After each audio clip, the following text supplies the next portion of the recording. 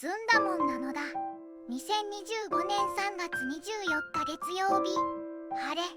日本経済新聞の記事でパブリックコメントの異常件数相次ぐ。 SNS で動員かすむみーというものがあった。